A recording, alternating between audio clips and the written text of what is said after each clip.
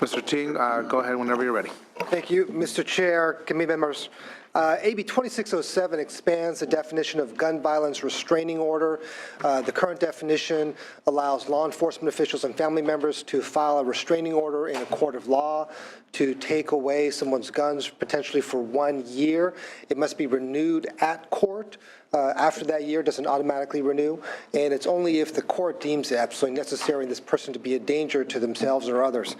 We want to expand the definition to coworkers, employers, mental health workers, as well as university and high school employees who you might attend school with. We've seen that the incidents most recently, whether it's in San Bernardino with coworkers, whether it's in Isla Vista at a university, where people aren't with their families anymore, might give people an opportunity to protect themselves whether they go to school or whether they go to work. I know the committee analysis indicated potential increases in court costs. I did want to note that since the gun violence restraining order has been in effect on January 1st of 2016, there's been a total of 30 restraining orders requested and currently only 7 that are active. Respectfully ask for your aye vote. Thank you. Witnesses in support. Amanda Wilcox on behalf of the California chapters of the Brady Campaign to Prevent Gun Violence. This issue is dear to my heart, as I believe it could have saved my daughter's life. A caseworker was very concerned about the person who killed her because he had never been 5150'd. He was not prohibited. When AB 1014 moved through the legislature in 2014, there was great concern about the cost to the courts. That has not panned out, as you just heard. It has not been greatly used. And in truth, I don't think this will be. It's a very important tool in the toolbox to have when someone is at great risk, and often the risk of suicide. It's one of the few policies I've worked on that addresses suicide by firearm, but that tool is needed, and certainly is needed before the next mass shooter does great harm. But for a family member, co-worker to take the steps to go to the court because they are so concerned, that has to be a very high level to take that step. That's pretty intimidating to many individuals, including co-workers and all those listed in this bill. So I don't think this policy will be greatly used. It shouldn't be, but we desperately need it for certain individuals. So I think the cost to the courts is not as much as has been anticipated. Thank you. I vote. Additional witnesses in support. Witnesses in opposition, please come forward.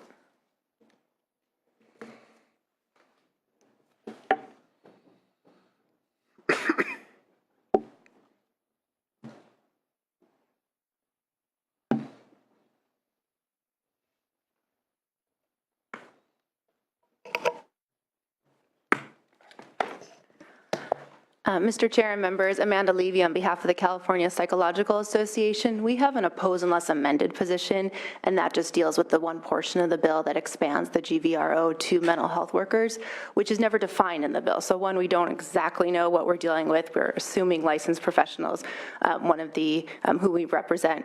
Right now, mental health professionals do have the 5150 to hospitalize somebody for 72 hours if they're a danger to themselves or others.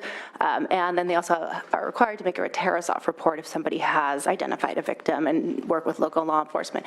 Both those processes will result in a 5-year gun prohibition on the apps list. So we feel those tools are better defined in law. They're clear, and this expansion is unclear. There's certainly are liability issues, which we would like to address, and so at this time we just ask to be removed from the bill. Thank you. Additional witnesses. Mr. Chairman, members, Tim Shannon, representing the California Association of Marriage and Family Therapists. We concur with the remarks just made. We have an oppose unless amended position on this bill. The psychotherapeutic relationship is a very delicate and confidential one. We don't believe that it's appropriate for psychotherapists to be going into court getting restraining orders against their patients, so we would like to be removed from the bill. Thank you. Go ahead. Mr. Chairman, members of the committee, Craig DeLuz with Firearms Policy Coalition. For the reasons that have been previously stated, in addition to the fact that, this massive expansion is obviously going to increase the number of times in which this is going to be used. As already been noted, it's about 30 times it's already been used. 7, it's only continuing to be in place for 7, which leads one to believe then that 3/4 of the time that the concerns were unfounded and someone was unfairly and unduly deprived of their constitutional right to keep and bear arms. It is for this and many other reasons we oppose this measure. Thank you. Thank you. Additional witnesses in opposition. Mr. Chairman and members of the committee, for the record, Dan Reed with National Rifle Association and Gun Owners of California. Echoing what my colleague said, we're in opposition. Thank you. Good morning. Kathy Lynch, representing California Sportsman's Lobby, Outdoor Sportsman's Coalition, Spark Club International, in opposition. There sometimes is hysteria with hunters by anti-hunters who go out, and there's a long history of them going out and banging pots and pans and things to try to disrupt hunting. And there could be a lot of vindictiveness where people turn in hunters to harass them. So I think there's a lot of unintended consequences here. Thank you. Good morning, Roy Griffith on behalf of the California Rifle and Pistol Association. We oppose. Thank you. Thank you. Finance. No file. Comments or questions from committee? To suspense. There's a motion to move this item to suspense, but I just want to make sure there's no questions from committee. Senator McGuire? Yeah, just a quick comment. While I understand some of the advocates from the mental health professionals, I think the bottom line is we look at these many of these same guidelines when it comes to domestic violence or child abuse, and this should be no different. And I do think it is a lot different than going out banging pots and pans for hunters. I would leave it up to those mental health professionals who would never jeopardize their job or their ethics, want to do the right thing the first time. And I do think that is why you're bringing forward this bill. So, Thank you. Thank you. Before we take the motion, Senator Ting, would you like to close and perhaps answer any other questions from opposition? I think Senator McGuire echoed those comments very, very well, that obviously this is a tool to allow professionals in the tool belt. It's not to be used lightly, and there absolutely is no requirement that it be used. With the Tarasoff case, currently the mental health worker has to report something only if there's a specific threat rather than a potential concern about someone's mental health and their ability to do harm. Again, this is something that, to echo what Ms. Wilcox said, this is something that, a tool that will probably be used very sparingly, because in order for anybody to want to go to court to actually request a restraining order, obviously the situation has to be fairly dire. So again, respectfully ask for a vote. Thank you. Just to remind members, there is a motion on the table to move this bill to suspense by our chairwoman, vice chairwoman. Chairman is asking for a no vote. Secretary, please call the roll. Laura? No. Laura, no. Bates? Aye. Bates, aye. Bell? No. Bell, no. Hill? No. Hill, no. McGuire? No. McGuire, no. Mendoza? No. Mendoza, no. Nielsen? Nielsen, aye. 2-5, that motion is defeated. I would now entertain a motion for a due pass to the Senate floor. There's a motion by Senator Mike McGuire. Secretary, please call the roll. Laura? Aye. Laura, aye. Bates? No. Bates, no. Bell? Bell, aye. Hill? Hill, aye. McGuire? McGuire, aye. Mendoza? Mendoza, aye. Nielsen? Nielsen, no. 5-2, that bails out. Thank you, Mr. Ting. That we dispense with our special order of business. Moving to our regular order, I see Senator Wood, who is presenting members AB 1568 by Assemblymember Bonta. Mr. Wood, please come forward and begin whenever you're ready. Thank you, Mr. Chair and members, senators. I'm here to present on behalf of Assembly members Bonta and Atkins, AB 1568. AB 1568 is a companion measure to Senator Hernandez's SB 815. And together these bills enact the Medi-Cal 2020 waiver, which is a 5-year, $6.2 billion demonstration project that provides California the opportunity to leverage federal funds to advance key initiatives. AB 1568 contains provisions enacting the whole person care, which aims to coordinate healthcare services to the most vulnerable Californians, and the Dental Transformation Initiative, which improves the oral health care of our most vulnerable children.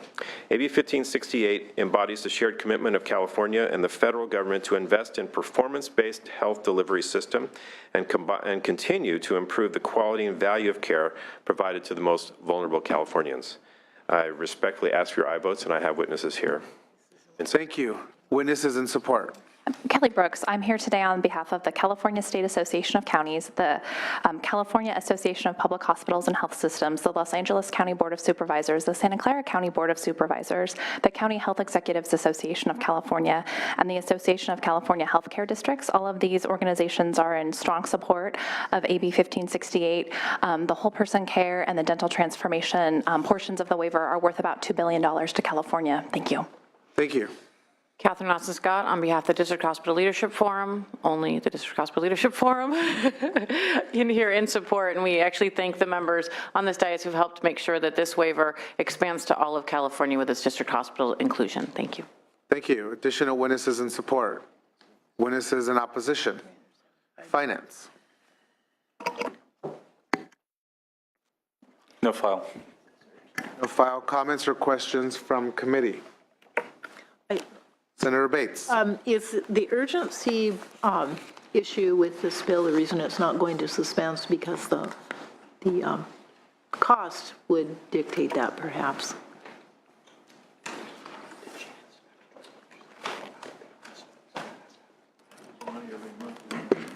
Thank you. In conferring with staff, we need to change the statutes to, what did we say? For the payments to the hospitals, and that needs to happen as soon as possible, yeah. Okay. Thank you. Any additional comments or questions from committee? Seeing none, this does have a due pass recommendation. Senator Wood, would you like to close? Just respectfully ask for your aye vote. Thank you. Members, this is a due pass recommendation. Secretary, please call the roll. Oh, I would love to have a motion before we actually have a vote. Motion by Senator Hill. Secretary, please call the roll. Laura? Aye. Laura, aye. Bates? Aye. Bates, aye. Bell? Bell, aye. Hill? Aye. Hill, aye. McGuire? McGuire, aye. Mendoza? Aye. Mendoza, aye. Nielsen? Nielsen, aye. 7-0, that item is out. Thank you, Mr. Wood. Thank you very much. Thanks. Members, at this time, I'm going to take up Assembly Member Gonzalez's claims bill. We'll pass the gavel to our Vice Chairwoman. Which one is this? 1693. 1693, got it.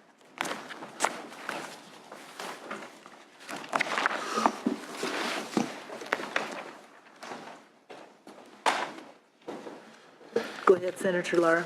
Thank you, Madam Vice Chair and members. AB 1693 is one of the bills carried by the chairs of the Appropriations Committees each year to provide appropriation authority for legal settlements approved by DOJ and the Department of Finance. This urgency bill appropriates $10.6 million from the general fund to the Department of Justice to pay 2 legal settlements. These settlements are entered into lawfully by the state upon advice of counsel, and they are binding state obligations. Any funds appropriated in excess of the amounts required for the claims revert back to the appropriate fund for account. With me is Robert Sumner with the Department of Justice to answer any technical questions. I respectfully ask for aye votes. Witnesses in support or clarify? Yes, Robert Sumner with the Department of Justice. I apologize for not being present in Assembly Appropriations. The Attorney General has an ethical obligation to defend the state in various claims. Typically, this goes on for a number of years to make sure that we are making every good faith argument and mitigating any potential liabilities. What these settlements represent are the attorney's fees resulting from instances where the state was found to be liable for payment. We've carefully vetted them with the Department of Finance and are happy to answer any questions, particularly in regards to the Relis claim. The litigating attorney, Donna Dean, is with me today to answer questions about the facts of that matter. Additional comments? Yeah. Good morning. Mike Jacob with the Pacific Merchant Shipping Association. We are plaintiff in the other case. And just to clarify, the issue in our case is a judgment. It's not a settlement. And the analysis notes that the DOJ doesn't concede that the port agent is a state officer or state official in our case. We'll continue to argue that the state should not be liable for the actions of port agents in future litigation. And just so for the record, since we're here and that's in your analysis, the fact the state didn't concede to that point is what led to the judgment that's being paid in this case. We have 2 published opinions on this case. One was issued by the First District Court of Appeal in 2013, the second one in 2015, specifically on that question. And so obviously we would be hopefully resolving issues so you don't have additional claims against the state like in this bill from us in these future matters. But if you do, you will have fiscal issues moving forward if the actual questions that are decided in courts of appeal are not respected by the Department of Justice going further. Thank you. Department of Finance. Finance supports this bill because it provides the funds necessary to pay claimants in administration-approved settlements. I didn't ask for arguments in opposition, got out, but I don't see anybody oppose this.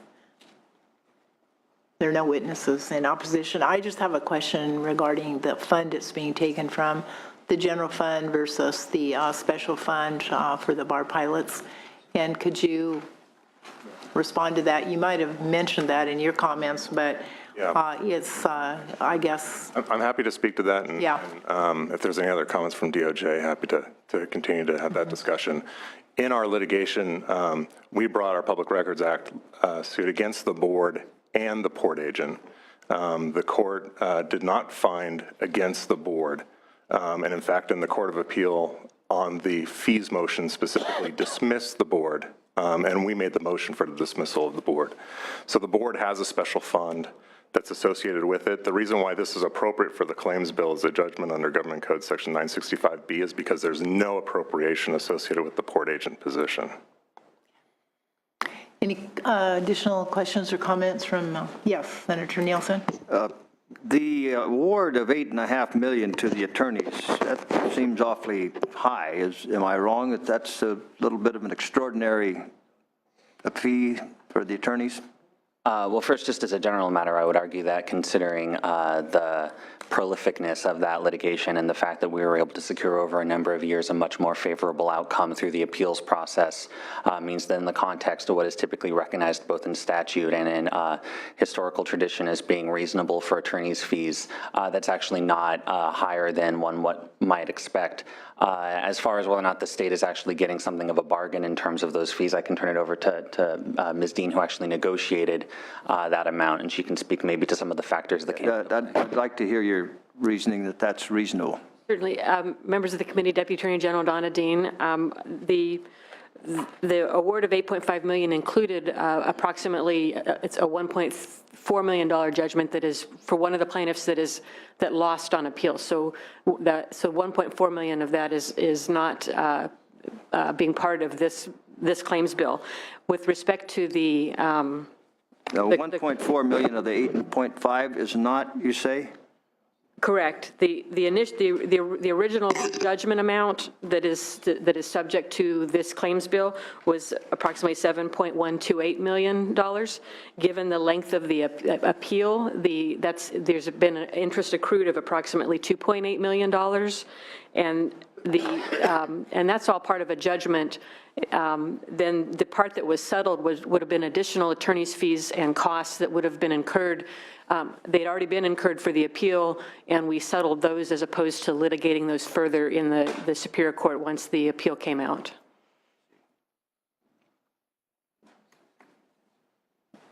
Any other comments or questions? And Senator Lara, would you like to close? I don't see anyone.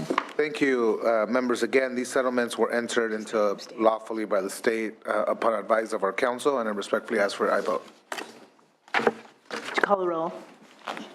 We need a motion. Need a motion. Ask for a motion. Oh, we need a motion, sorry. Yeah, we have a motion. Motion is due pass to the Senate floor. Lara? Aye. Lara, aye. Bates? Not voting. Bell? Bell, aye. Hill? Aye. Hill, aye. McGuire? McGuire, aye. Mendoza? Mendoza, aye. Nielsen. Motion is out. Item is out. Approved. 5-0, that item is out. I think I see Assemblymember McCarty. Please come forward. Members, this is AB 2396. It does have a due pass recommendation. Mr. McCarty, whenever you're ready.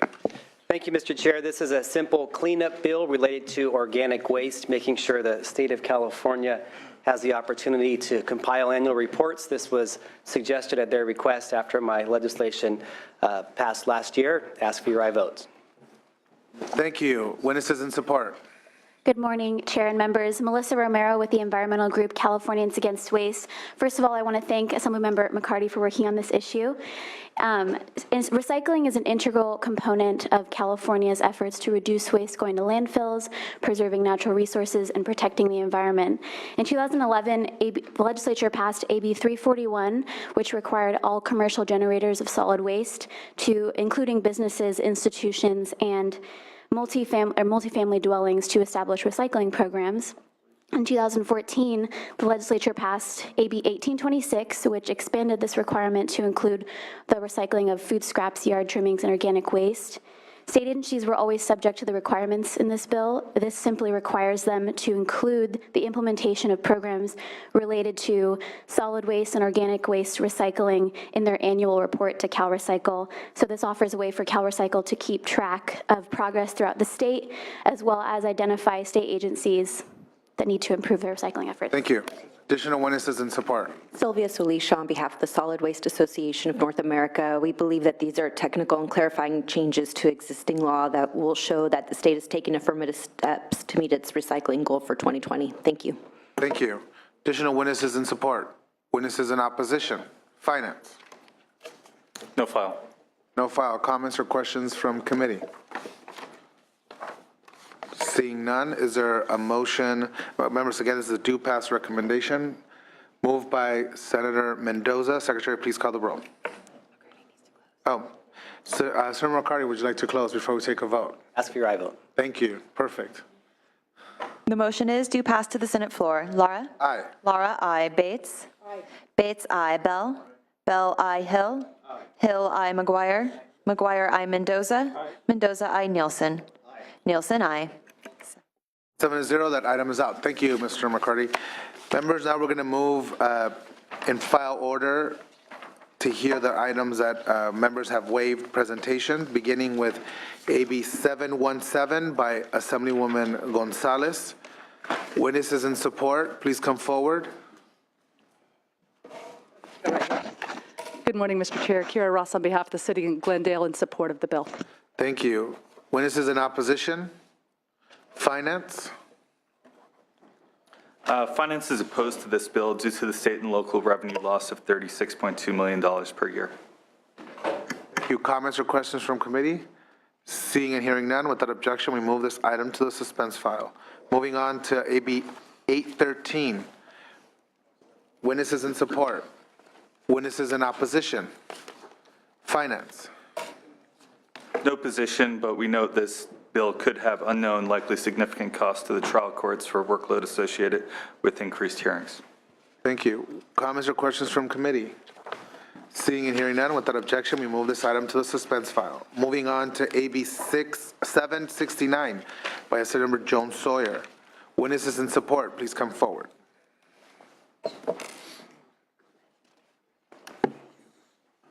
Good morning, Mr. Chair, members of the committee. Morning. John Lovell on behalf of the California Correctional Supervisors Organization and a number of other law enforcement groups as well.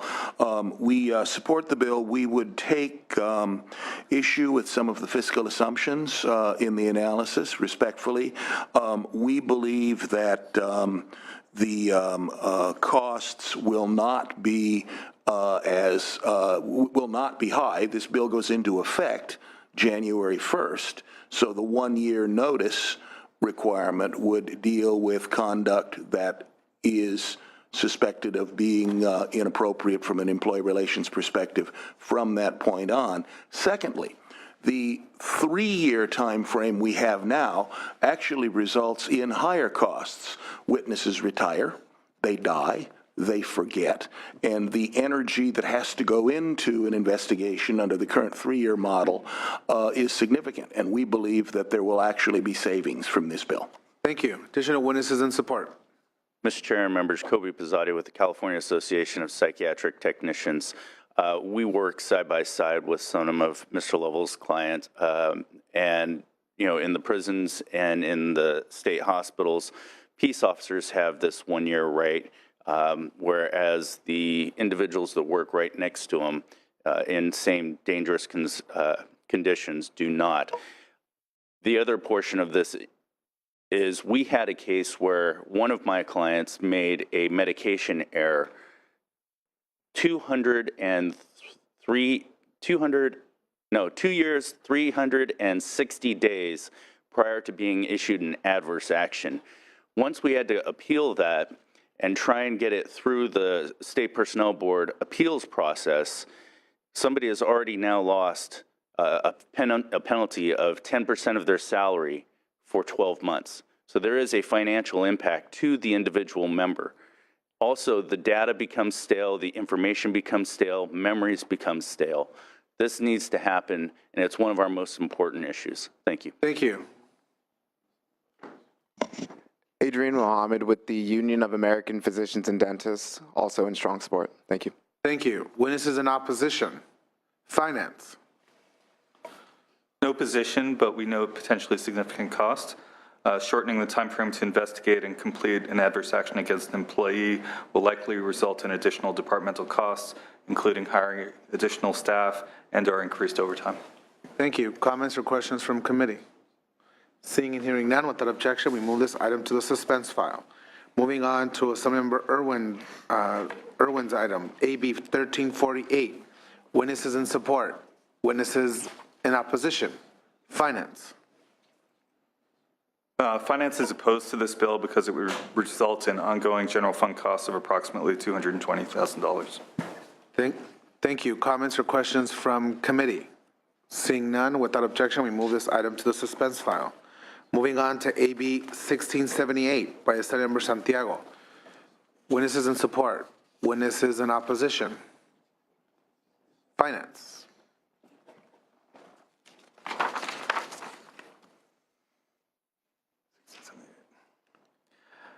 Requiring local law enforcement to provide free police reports to victims of sexual assault, stalking, human trafficking, or elder abuse would likely result in a reimbursable state-mandated general fund cost because it's a higher level of service. We note that the Commission on State Mandates determined this section imposed a reimbursable mandate in 2005, the Crime Victims Domestic Violence Incident Reports. Therefore, any increase to the type of incidents requiring a report sent to the victim would likely also be determined to be a reimbursable mandate. The existing mandate is currently funded at approximately $178,000. Thank you. Comments or questions from committee? Seeing and hearing none, without objection, we move this item to the suspense file. Moving on to AB 2259 by Assemblymember Medina. Witnesses in support. Witnesses in opposition. Finance.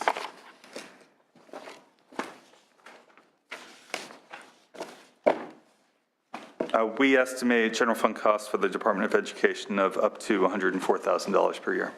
Thank you. Comments or questions from committee? Seeing and hearing none, without objection, we move this item to the suspense file. Moving on to AB 2651 by Assemblymember Gomez. Witnesses in support. Witnesses in opposition. Finance. This bill will result in an unquantifiable property tax revenue loss for cities, counties, special districts, and K-14 schools. Any property tax revenue losses incurred by K-14 schools will generally need to be backfilled by the state general fund on a dollar-for-dollar basis. We estimate that moving the greenway easement provision from the open space element to the land use element of city and county general plans will result in no reimbursable state-mandated costs for local agencies. Thank you. Comments or questions from committee? Seeing and hearing none, without objection, we move this item to the suspense file. Moving on to Assemblywoman Beth Gaines's item, ACR 98. Witnesses in support. Witnesses in opposition. Finance. Finance supports this concurrent resolution that is sponsored by the administration. Thank you. Comments or questions from committee? Seeing and hearing none, without objection, we move this item to the suspense file. Members, that concludes our last item of our regular order and also concludes our meeting for today. Thank you.